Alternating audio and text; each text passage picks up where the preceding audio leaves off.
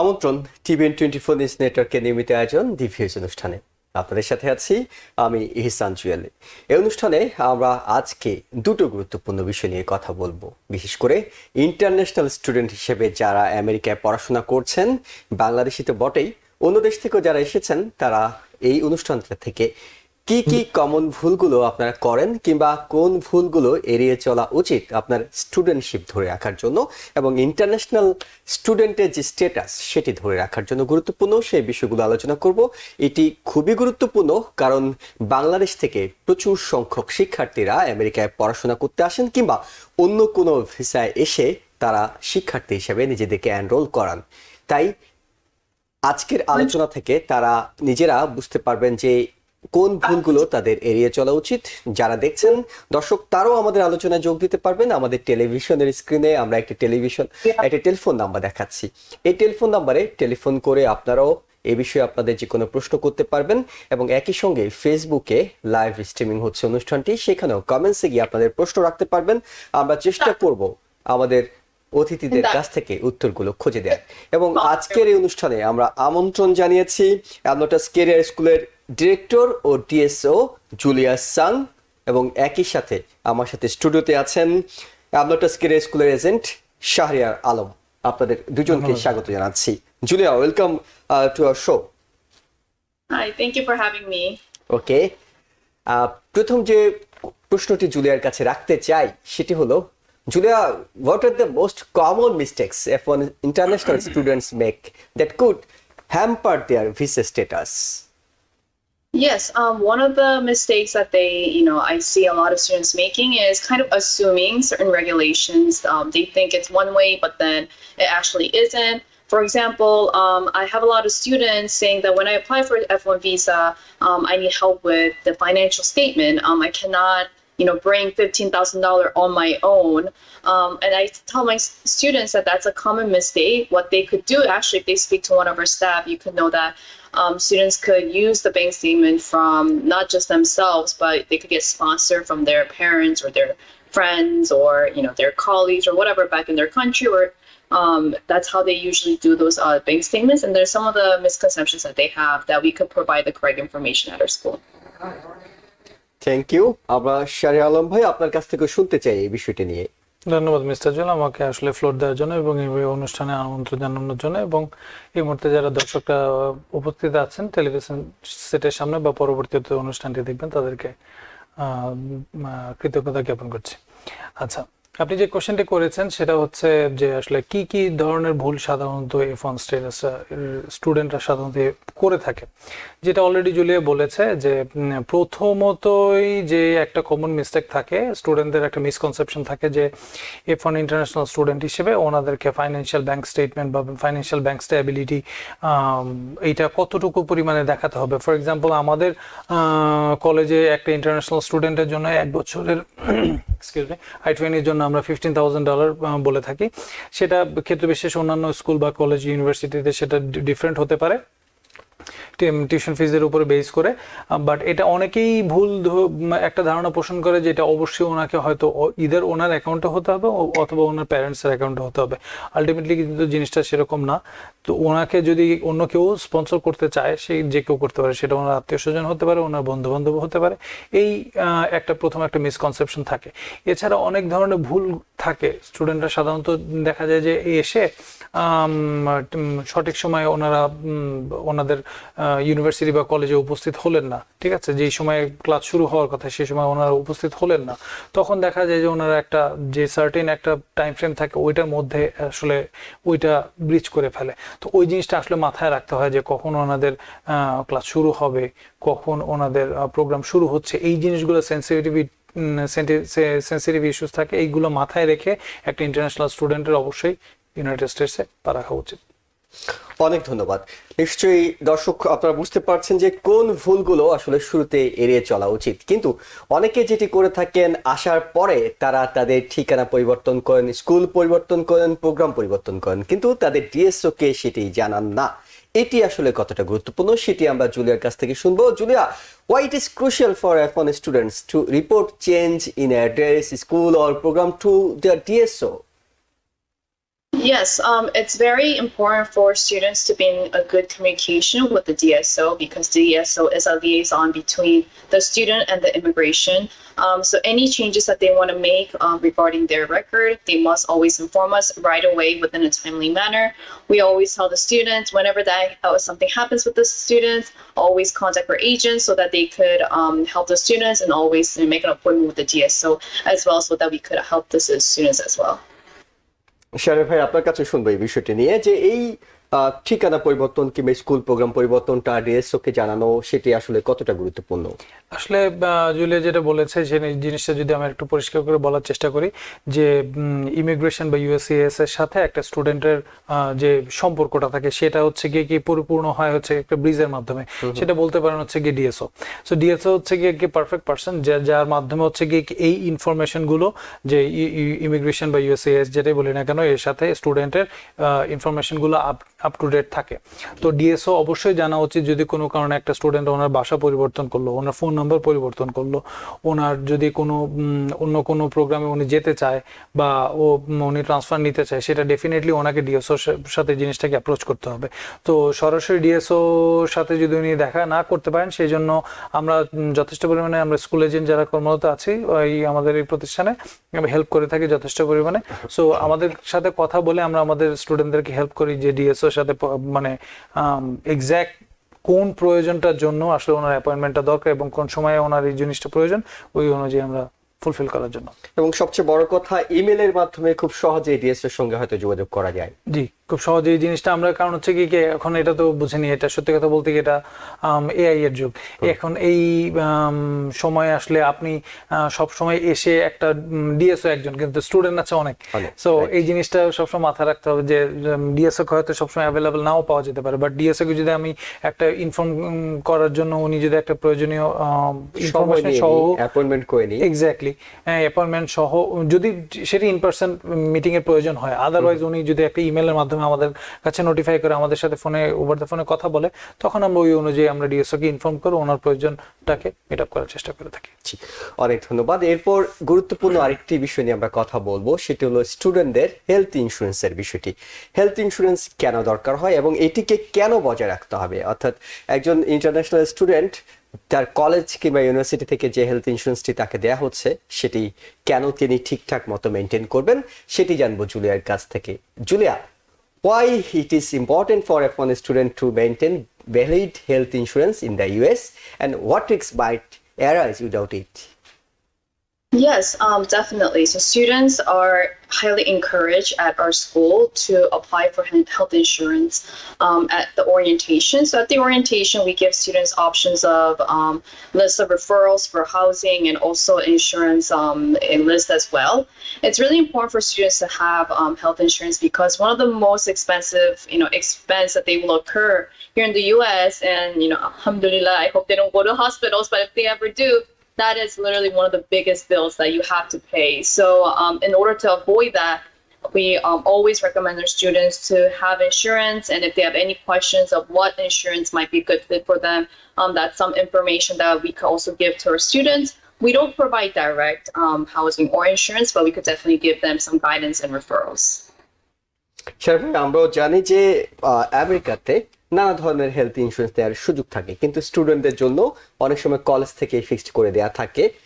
তাহলে সেই ক্ষেত্রে এই ইন্স্যুরেন্সের বিষয়টি তারা কিভাবে মেনটেন করবে? আসলে ব্যাপারটা হচ্ছে কি যে আমি যদি নিউ ইয়র্ক সিটির কথা বলি, আমাদের আসলে স্কুলটা তো নিউ ইয়র্ক সিটিতে বা অন্যান্য স্টেটে ডিফারেন্ট ইন্স্যুরেন্স থাকে না। এখন একটা যেটা জুলিয়া অলরেডি বললো যে সবচেয়ে বড় খরচগুলির মধ্যে একটা হচ্ছে গিয়ে হেলথ ইন্স্যুরেন্স, টিউশন ফিসের পর ওটা তো হচ্ছে মেইন খরচ একটা স্টুডেন্টের জন্য। এরপর হচ্ছে কি লিভিং এক্সপেন্সের মধ্যে ইন্স্যুরেন্সটাকে অবশ্যই মাথায় রাখতে হবে, কারণ হচ্ছে কি ইউএসএ তে আপনার কোনো মেডিকেল ট্রিটমেন্ট প্রচন্ড লেভেলের ব্যয়বহুল, এটা আমরা সবাই জানি।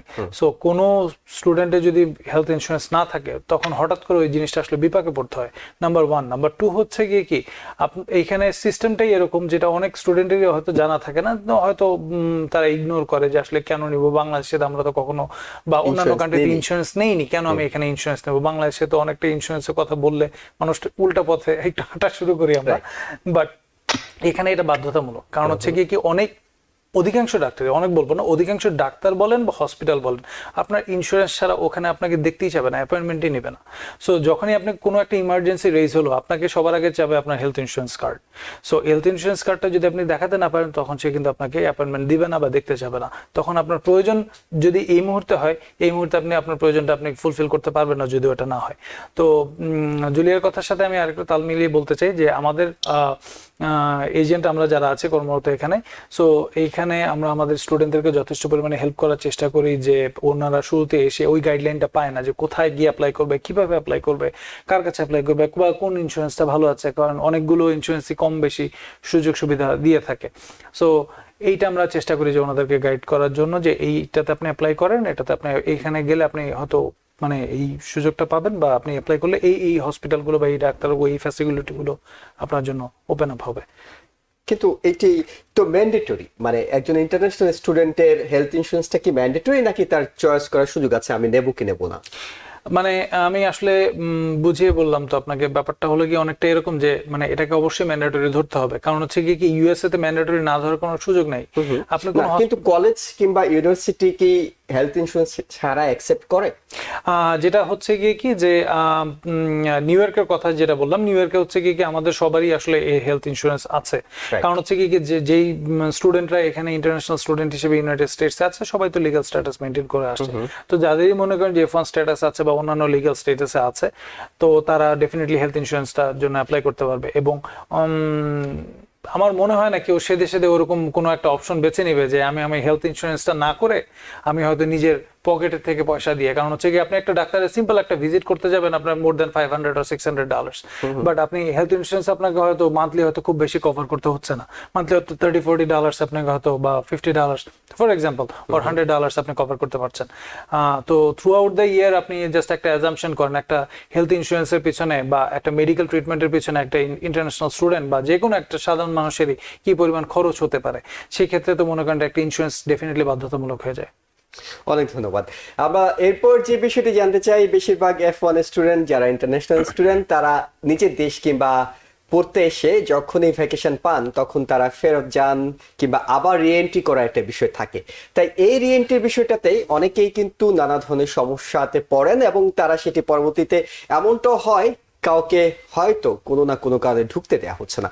এ ধরনের সমস্যা অনেকে পড়েন যদি প্রপার ওয়ে তিনি মেনটেন না করেন। তাই আমরা জুলিয়ার কাছে জানতে চাই, Julia, what should F1 student consider when traveling internationally to ensure smooth re-entry into the US? Yes, when the students come to the U.S., they should definitely consider, getting a health insurance. We cannot obviously force everybody to get it, but that's something that we highly, highly recommend.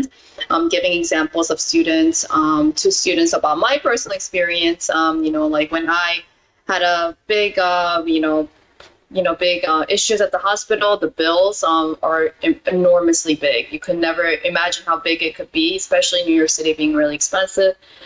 So before they come to the US, when they apply for a student visa from their country to here, that's one of the information we give to their students, saying that, when you come to US, within 30 days, you have to come to school visit, pay in your enrollment. At the same time, during that time, we give information about health insurance and housing to all of our students with all the proper documentations. আপনি যদি এটার সাথে কিছু যোগ করতে চান।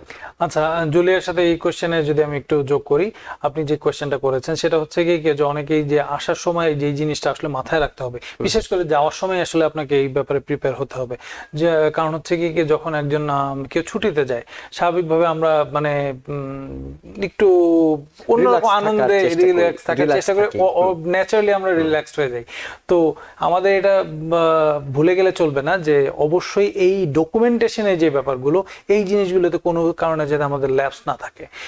For example, আমি যদি মনে করি আমি যদি আগামী 7 দিন বা 10 দিনের মধ্যে যেতে চাচ্ছি, সো আমার অলরেডি আমার ছুটি শুরু হয়ে গিয়েছে, তো আমি কোনো কারণে আমি এই ডকুমেন্টেশনের জিনিসটা আসলে তোয়াক্কা না করে আমি মোটামুটি টিকিট কেটে চলে গেলাম, কিন্তু আসলে আমার ডিএসও জানলো না যে কি হচ্ছে না হচ্ছে, আমি কবে যাচ্ছি কবে আসতেছি।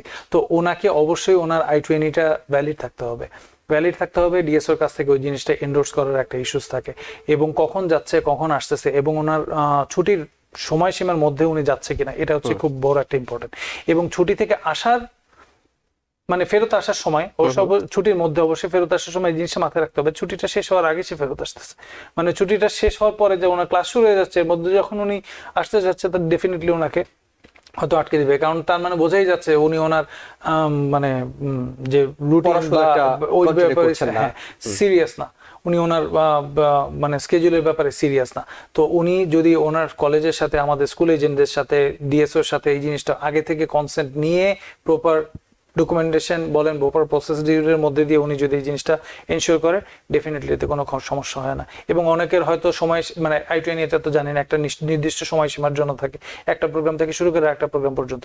তো ওই প্রোগ্রামটা যদি শেষের পর্যায়ে থাকে, তখন ওনাকে অবশ্যই মাথায় রাখতে হবে যে উনি পরবর্তী যে প্রোগ্রামটা শুরু করবেন ছুটির পরে, ওইটা ওনার I-20 পুরোপুরি সামাল দিচ্ছে কিনা। মানে যদি ওটা কোনো কারণে কভার না করে, তাহলে অবশ্যই ওটাকে ওনাকে আগে ছুটিতে যাওয়ার আগে ডিএসওর সাথে কথা বলবে, আমাদের স্কুলের এজেন্টদের সাথে কথা বলবে, বলে ওটাকে প্রয়োজন হলে ওটা সময়সীমা বাড়িয়ে নিয়ে তারপর উনি যাবেন।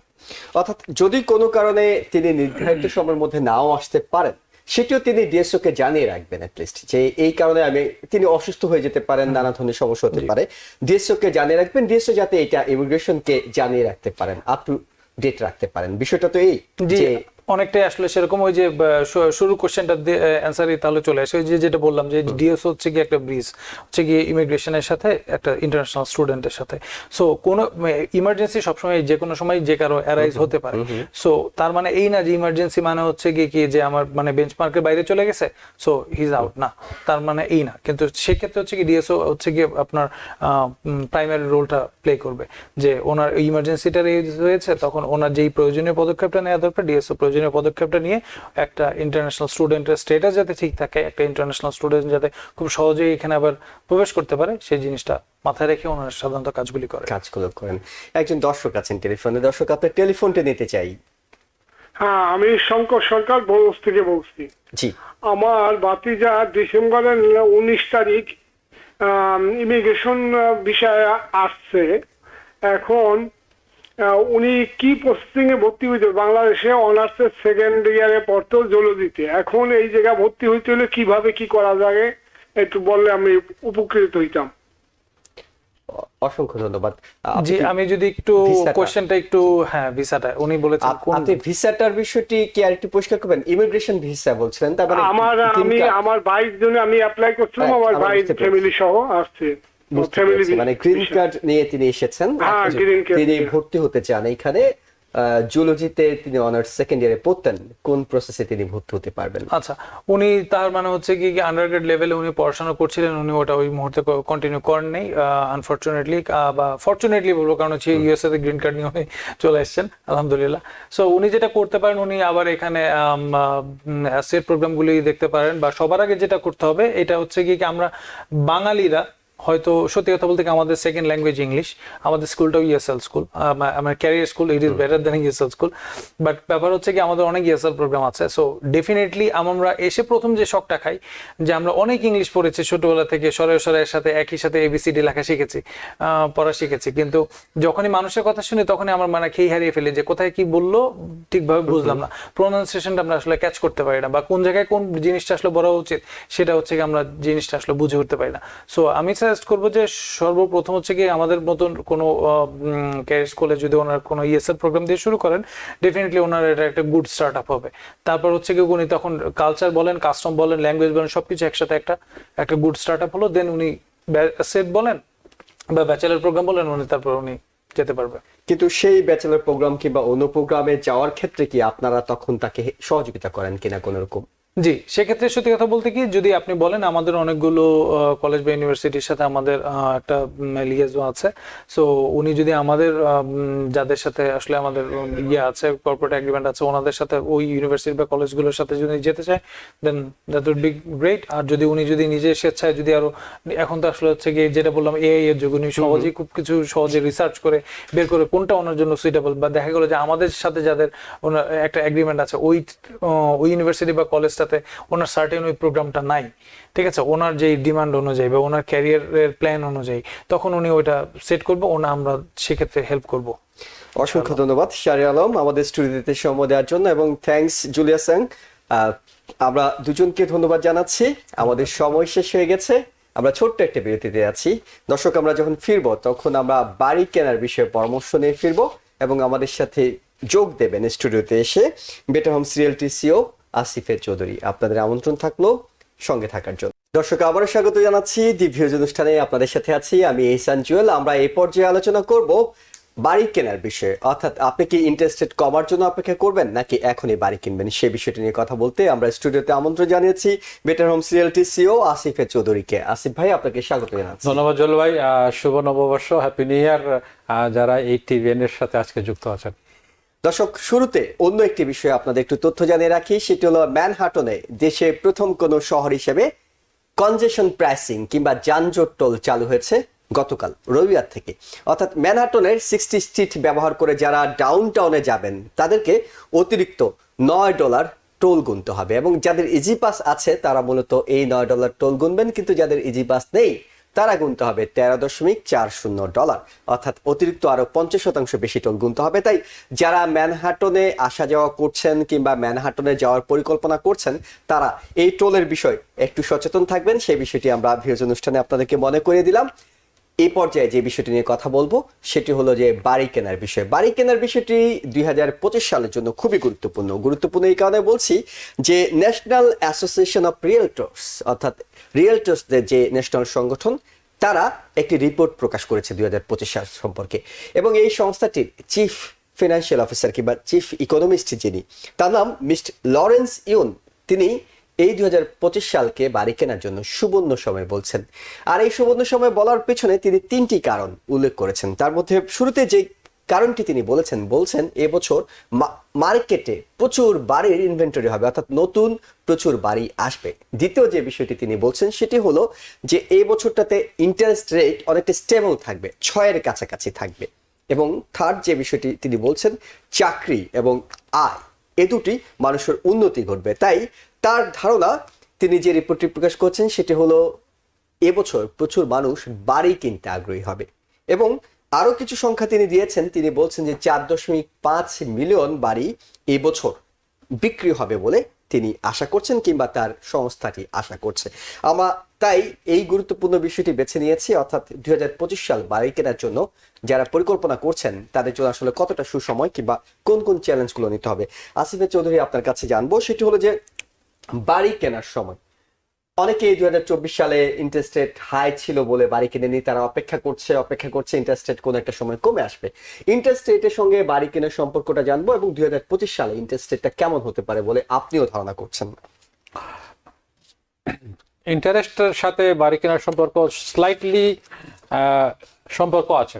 ওকে, একদম যে সম্পর্ক নাই সেটা বলবো না, বাট এই যে 25 সাল আসতেছে, এটাতে এই বছরে মানে চলে এসেছে, এই যে বাইং সিজনটা নর্মালি মনে করেন এই জানুয়ারি থেকে মার্চ একটু স্লো থাকে, কারণ because of the weather, because of ওই ট্রানজিশন করতে হয়, স্কুল মুভিং, মনে করেন যারা বাড়ি কিনবে সবাই তো একটা প্ল্যানিং করেই করে, কারণ স্কুল ইয়ারের মধ্যে লাস্ট কোয়ার্টারে আনলেস দে হ্যাভ টু, তা কেউ ওইভাবে মুভিং করে না। এবং ওইটার বায়ারাও জানে, এবং আমরা যারা রিয়েল এস্টেটের সঙ্গে জড়িত আছি তারাও আমরা জানি যে এটা একটু স্লো সিজন থাকে। তো ইন্টারেস্ট রেট বিগত যে বছরটা গেল স্লাইটলি একটু হায়ার ছিল, বাট বলবো না যে এটা ওভার দ্য টপ বলে কিছু ছিল, মানে ইনফ্লেশনের জন্য একটু গভর্নমেন্ট বাধ্য হয়ে করছে। বাট এবার 2বার ফেড ঘোষণা দিয়েছে অলরেডি যে 2বার ইন্টারেস্ট কাট হবে, এবং আপনার সাথে আপনি যে একটু আগে যেটা বললেন যে স্লাইটলি 6-এর কাছাকাছি থাকবে, আমার ধারণাও সেটাই, এই ধরনের সিনারিও থাকবে। বাট ভয় পাওয়ার কিছু নাই, কারণ এই যে ইন্টারেস্ট রেটটা সেটা কিন্তু আমি আগেও বলেছি, এখনও বলতেছি যে এটা ট্যাক্স ডিডাক্টেবল, আপনার ক্রেডিট কার্ড না, এটা গাড়ির পেমেন্ট না, বা অন্য যে মেসেজের কার্ড না, যেটা আপনি ডিডাক্ট করতে পারবেন না। বছরের শেষে আপনি এই মর্গেজ ট্যাক্স যেটা দিচ্ছেন, ইন্টারেস্ট দিচ্ছেন, সেটা ডিডাক্টেবল। তো ভয় পাওয়ার কিছু না, যদি আপনি 8,000 টাকাও দেন, 6,000-এর বদলে 8,000 টাকা দেন, সেটা কিন্তু আপনার ট্যাক্স রিটার্নে সেটা আপনি ক্লেম করতে পারেন। তো যারা বাড়ি কিনবেন, প্রথমে তাদের ইচ্ছাটার ব্যাপার। আমি প্রথমেই বলি যে বাড়ি কেনার মেইন গোলটা হলো আপনার ইচ্ছাটা থাকতে হবে, এবং সেকেন্ড স্টেপ আপনি একজন ট্রাস্টেড রিয়েল এস্টেট এজেন্টের সাথে আপনি যোগাযোগ রাখবেন, কারণ অনেক ইনস অ্যান্ড আউট আছে যেগুলো আপনার জানার দরকার। 2-3 নম্বরে আপনার একজন ব্যাংকারের সাথে কথা বলবেন, মর্গেজ ইন্টারেস্ট রেট কথা বলবেন, এবং তার সাথে পরামর্শ নিয়ে আপনার দেখবেন আপনার ক্রেডিটটা কতটুকু আছে, কি পর্যায়ে আছে। অনেক সময় দেখা যাচ্ছে আপনার স্টুডেন্ট লোনটা রয়ে গেছে, সেটা একটা আপনার মর্গেজ পেতে, ভালো রেট পেতে আপনি মর্গেজ পাবেন, কিন্তু সমস্যা করবে যে সেটি। ইন্টারেস্ট রেট আমরা যে কথা বলি যে ইন্টারেস্ট ওটা কিন্তু ভেরি সূক্ষ্ম ব্যাপার। আপনার খেয়াল রাখতে হবে আপনি কিভাবে স্পেন্ডিং করতেছেন, আপনার মানিটাকে ওয়াইজলি আপনি আপনার স্পেন্ড করতে হবে। মান্থলি যে পেমেন্ট যেটা আছে, মান্থলি পেমেন্ট আপনি দিয়ে যাবেন, লেট করা যাবে না। বাড়ি কেনার আগে গাড়ি কিনবেন না। আমি আগেও বলেছি, এখনো বলতেছি যে আমাদের একটা ট্রেন্ডিং আছে, আমাদের নিউ ইয়াং জেনারেশন যারা চাকরিতে জয়েন করতেছে, first thing they buy high end a car, because ওদের চিন্তাধারা যে flashy car, I need a flashy car. Don't do this. Pay off your student loan, যে স্টুডেন্ট ডেট যেটা আছে সেটা পে অফ করো, কারণ then you will release from the যে আপনার ক্রেডিট যে হিন্ডারিং করতেছে গুড রেটের জন্য, সেটা থেকে বেরিয়ে যাবে। Instead of buying a car, buy a used car, don't buy expensive car and then go for real estate car. আমরা এখন দেখতে পাচ্ছি যে অনেক ফ্যামিলি একটা বাড়ি আছে, বাট বাচ্চারা বড় হয়ে গেছে, they are earning good money, good job, পড়াশোনা শেষ, next phase of our life, যারা আমরা মাইগ্রেন্ট হয়ে এদেশে এসেছি বা আমাদের নেক্সট স্টেপ আমরা নিতে যাচ্ছি, তো তাদের জন্য আমরা বলতেছি যারা প্যারেন্টস যারা আছেন, এনকারেজ করেন আপনাদের চিলড্রেনদেরকে রিয়েল এস্টেট কেনার জন্য। অনেকে তারা ইন্টারেস্টেড না আসলে, মানে যে এখন তো আমার দরকার নেই। এখন আমার দরকার নাই, but it's a good time to buy, invest now and get them involved. এবং যারা নতুন বাড়ি কিনবেন, don't wait, go after it. Always আপনি রিফাইন্যান্স করতে এবং পারবেন। এটি কিন্তু এনআরএ থেকে যে অ্যানালাইসিসটি প্রকাশ করা হয়েছে, তারা অনেকগুলো সুখবর দিয়েছে 2025 সালের জন্য, কিন্তু তারা এটিও বলছে যে সামনের দিনগুলোতে বাড়ির দাম কিন্তু আরো বাড়বে। অর্থাৎ কেউ যদি অপেক্ষা করেন ইন্টারেস্ট রেট কমার জন্য, বাড়ির দাম কিন্তু থেমে থাকছে না, বাড়ির দাম তো বাড়ছে। এক্স্যাক্টলি আপনি ওয়েট করবেন ইন্টারেস্ট কমার জন্য, হয়তো কমবে, কিন্তু সেই সাথে যে বাড়ির দাম এখন 700,000 আছে সেটা 750 হয়ে যাবে বা 775 হয়ে যাবে। কারণ ইনভেন্টরি বলতে আপনি যে রিয়েল এস্টেট অ্যাসোসিয়েশনের যেটা আসে, সেটা শুধু নিউ ইয়র্কের জন্য, বাইরের জন্য, পুরো দেশের কথা পুরো বলছি দেশের জন্য। আমরা। জি। তো বাইরের এক ধরনের ইনভেন্টরি, আমাদের এখানে এক ধরনের ইনভেন্টরি। যারা আমরা নিউ ইয়র্কের এই পার্শ্ববর্তী ট্রাই স্টেট এরিয়াতে থাকি, আমাদের জন্য কিন্তু কনসেপ্টটা লিটল বিট ডিফারেন্ট। আমাদের এখানে কম্পিটিশন বেশি। আমরা শুধু বাঙালিরাই যে বাড়ি কিনতেছি তা না, আপনার চাইনিজ কিনতেছে, কোরিয়ান কিনতেছে, আর স্প্যানিশ কিনতেছে, জুইশ কিনতেছে, ডিফারেন্ট এথনিক ব্যাকগ্রাউন্ডরা কম্পিটিশনে আছে। সো একটা বাড়ি কিনতে যায় যে আপনি যে গ্যারান্টেড আপনার রিয়েল এস্টেট এজেন্ট আপনাকে এটা কিনে দিতে পারবে। এবং এটিও তো একটি ইন্টারেস্ট রেটের সঙ্গে সম্পর্কিত বিষয়। সেটা হলো ইন্টারেস্ট রেট যখন কম হয় তখন অনেক মানুষই বাড়ি কিনতে চান, সেই কারণে কম্পিটিশনটা কি অনেক বেশি হয় তখন। অ্যাবসলিউটলি, আমরা দেখেছি যে প্যান্ডামিকের সময় একটা বাড়ি মার্কেটে আসলে দেখা গেছে যে 20-25 জন মানুষ লাইন ধরে যেমন যেভাবে ফায়ার সেল বা আমাদের সেল থেকে সুপার মার্কেটে এই ধরনের একটা মেন্টালিটি ক্রিয়েট করে, একটা কি ধরনের বলবো, একটা হাইপ হয়ে যায় যে এই বাড়িটা কিনবো বা রেট কম আছে। তো তখন কিন্তু দেখা গেছে যে আমি নিজেও অফার দিয়েও দেখা গেছে যে আমার ক্লায়েন্টকে সে বাড়িটা দিতে পারেনি, ইভেন ফুল প্রাইস দেওয়ার পরে, কারণ ওটা ওভার বিডিং হয়। সেটা দেখা গেছে 700,000 বাড়ি 750,000, ইভেন সাম কেসে 800,000 সেটা চলে গেছে। তো সাপ্লাই অ্যান্ড ডিমান্ড ছিল, ইন্টারেস্ট রেট ছিল তখন এক ধরনের ছিল, বাট এখন কাইন্ড অফ স্টেবল আছে। তারপরেও মনে করেন লোকেশন অনুযায়ী যদি আপনার পছন্দ হয়ে যায়, যে একটা লোকেশন পছন্দ হয়ে যায়, একটা বাড়ি পছন্দ হয়ে যায়, don't skip, just go for it. নিশ্চয়ই চাইলেই যে সবাই কিনতে পারবে বিষয়টি তা নয়, একেবারে অনেকগুলো বিষয় এটার সঙ্গে আছে। সেই প্রশ্নটি আপনার কাছে করব, অর্থাৎ কিভাবে আপনি নিজেকে প্রস্তুত করে রাখবেন। তবে তার আগে আরেকটি প্রসঙ্গ আনতে চাই, সেটা হলো ট্যাক্স সিজন চলে আসছে। অনেক সিপিআই কিংবা এনরোল এজেন্ট তারা পরামর্শ দিয়ে থাকেন, আপনি যখন বাড়ি কিনবেন তার অন্তত 2 বছর আগে থেকে আপনার ট্যাক্স ফাইলটাকে ও হিসেব করেই আপনি প্রস্তুত করুন। তারা বলেন যে একজন সিপিএর সাথে কথা বলতে, যাতে তিনি তার ট্যাক্স ফাইলটা করার সময় মাথায় রাখেন 2 বছর আগে থেকে যে আমি সামনে বাড়ি কিনবো, আমার ট্যাক্স ফাইলটাকে সেরকম।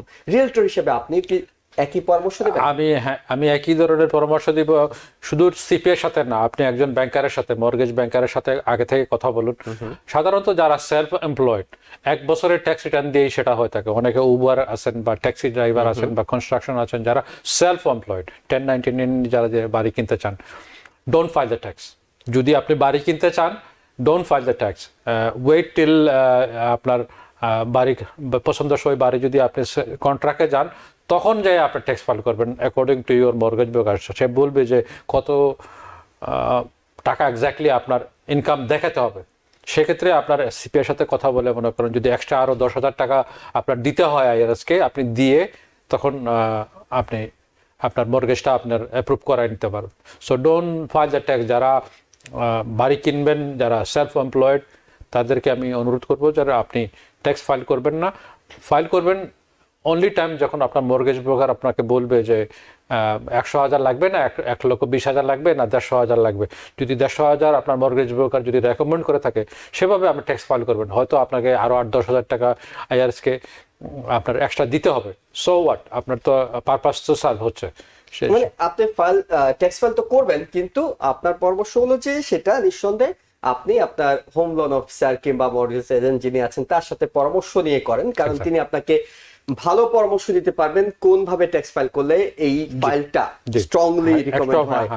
ভাই আপনার লোনটা তখন অ্যাপ্রুভ হবে। ব্যাংক তো আপনার ইনকাম এবং ডেট রেশিও দেখেই আপনাকে লোন দিবে। তো সেক্ষেত্রে আপনার যদি ইনকামটা ওদের ক্রাইটেরিয়ার মধ্যে হয়, ওদের একটা লিমিটের মধ্যে হয় যে এই হইলো আমাদের গাইডলাইন, এই গাইডলাইনের মধ্যে যদি আপনার ইনকামটা থাকে, তখন আপনি মর্গেজে যে আমরা যে বেটার রেটের কথা বলতেছি, সে রেটটাও কিন্তু সহনীয় হয়ে আসে। এবং নর্মাল যারা নো ইনকাম চেকে যারা থাকে, সাধারণত 1 পয়েন্ট বেশি থাকে। যারা ইনকাম চেকে যান, তখন সেটা আরো কমেতে 1% থেকে 1.5% কম থাকে। মার্কেট বেটার রেটটা আপনি পাওয়ার সম্ভাবনা থাকে বেশি। তো আপনি মর্গেজ ব্রোকার বা আপনার ব্যাংকারের সাথে কথা বলুন, এবং তখন আপনার সিএপি এর সাথে যাই আপনি ট্যাক্স ফাইল করুন। তো আপনি ওয়েট করবেন until you decide to buy the house. Okay, অনেক গুরুত্বপূর্ণ একটা পরামর্শ। আমরা এরপর যে বিষয়টা আপনার কাছে জানতে চাই সেটি হলো যে আমরা বলছি রিয়েলটর, আপনারা বলছেন বাড়ি কিনুন, আমরাও বাড়ি কেনার সুযোগ সুবিধাগুলো দর্শকদেরকে জানানোর চেষ্টা করি, কিন্তু বাড়ি তো আসলে কিনতে অনেকেই আসছেন আপনাদের কাছে, কিন্তু দেখা যাচ্ছে তাদের কোনো না কোনো বিষয়গুলো, দুর্বলতাগুলো আপনাদের চোখে পড়ছে যে আপনার এই বিষয়টা উইকনেস আছে, আপনি এই উইকনেসটা কাটাতে হবে। এরকম কমন, যেহেতু অনেকদিন এই ফিল্ডে আছেন, কমন উইকনেসগুলো কি যেগুলো হয়তো আপনার ক্লায়েন্টদের মধ্যে দেখছেন?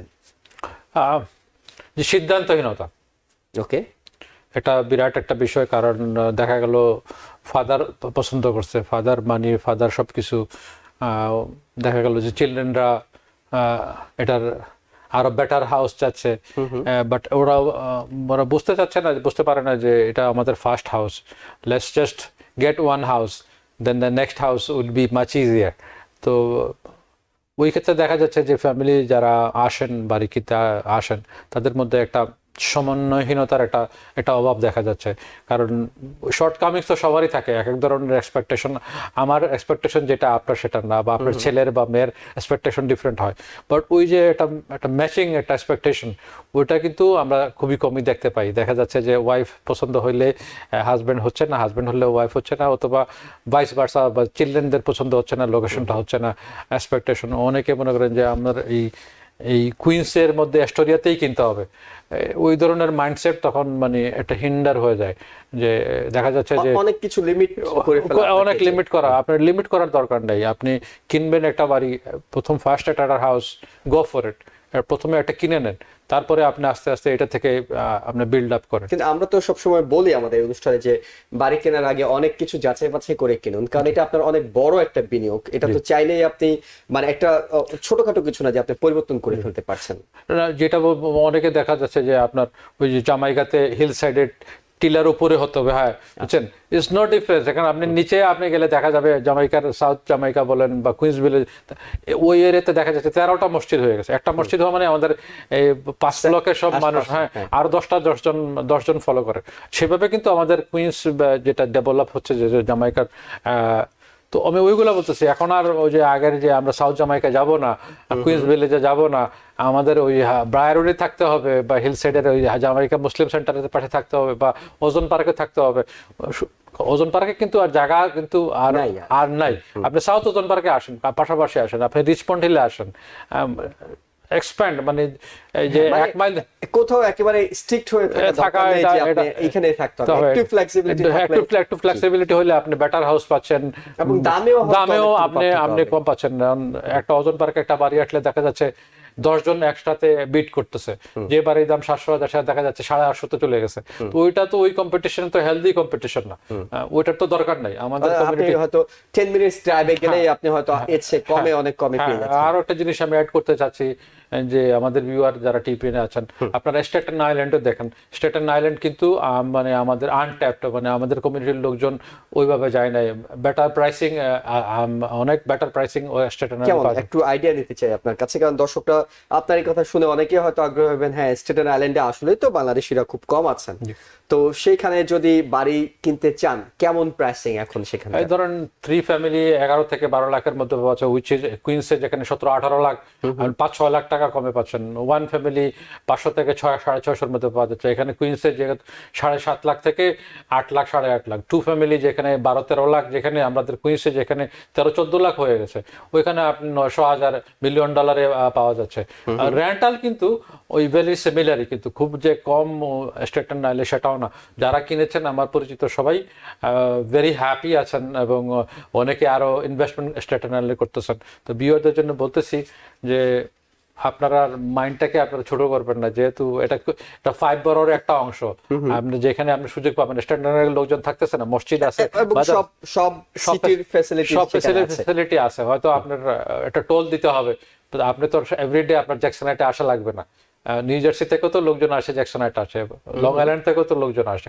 কিন্তু সেখানে কেমন সংখ্যক বাংলাদেশিরা যাচ্ছেন? কারণ বাংলাদেশিরা যাওয়ার সময় তারা সবার আগে যেটা চিন্তা করেন, একটা মসজিদ আছে কিনা, একটু গ্রোসারি আছে কিনা। জ্যাকসন হাইটসে তো এসে গ্রোসারি করে নিতে আপনি না করছেন, সেক্ষেত্রে বাংলাদেশি গ্রোসারি আছে কিনা সেই বিষয়গুলো সবগুলোই আছে, সবকিছুই ইন্ডিয়ান, সবকিছুই আছে। আমরা তো স্টেটেন আইল্যান্ড তো only half an hour way from Jackson Heights, right? এভাবে যে আসা যাবে না, এটা ঠিক না, বুঝছেন?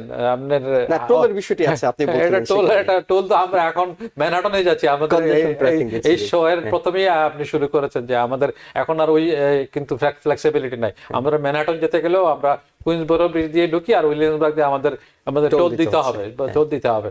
তো ওইটা নিয়ে চিন্তা করেন। বাট আপনি যে জিনিসটা পাবেন, আপনার the value of the house, মানে আপনার টাকার ভ্যালুটা আপনি পাবেন। আপনি এটা 2 ফ্যামিলি কিনবেন, 1 ফ্যামিলি কিনবেন, 3 ফ্যামিলি কিনবেন, ইনভেস্টমেন্ট প্রপার্টি যেগুলো আছে ওইখানে much reasonable pricing, price wise. হ্যাঁ, তো আমরা একেবারে সময় আজকে শেষ হয়ে গেছে আসিফের চৌধুরী ভাই, কিন্তু আমরা চাই দর্শকদেরকে এই সম্পর্কে বিস্তারিত জানাতে, অর্থাৎ স্টেটেন আইল্যান্ডে আপনি বাড়ি কিনবেন, বিশেষ করে বাংলাদেশি কমিউনিটি যারা, তারা নিজেদের সেইখানে সম্প্রসারণ করতে পারেন। অর্থাৎ আপনি নতুন করে পরিকল্পনা করছেন যে সিটিতে বাড়ি কিনবেন, খুব টাফ, এত বেশি বেড়ে গেছে। আমার একটা লিস্টিং আছে জামাইকাতে, 2 family house, very reasonable price, under 900,000, মসজিদের কাছে, 2টা গ্রোসারি পাশে আছে, এবং সার্ফিন সাবওয়ের একদম পাশাপাশি।